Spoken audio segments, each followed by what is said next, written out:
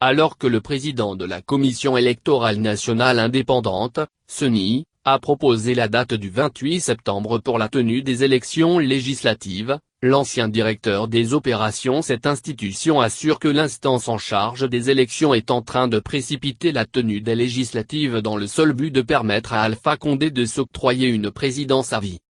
Selon Étienne Soropogui, ce qui se passe à la CENI est à la fois inédit et inquiétant.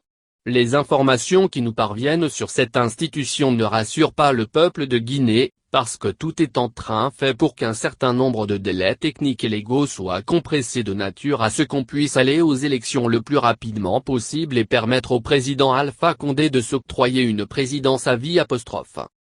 L'ancien directeur des opérations de la CENI rappelle qu'avant de donner une date pour la tenue d'une élection dans notre pays, cette institution se doit de mener un certain nombre d'activités à l'issue desquelles une date raisonnable est proposée.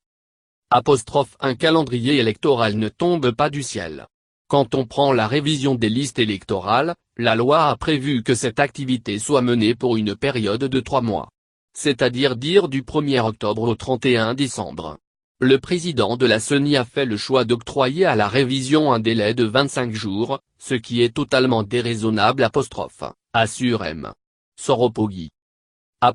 Il fallait aller dans le sens du législateur, surtout quand on connaît les recommandations de l'audit du fichier électoral qui veut que les 6 millions d'électeurs passent devant les commissions administratives de révision des listes électorales, car malheureusement, la CENI est devenue une institution qui est prise en otage par l'exécutif.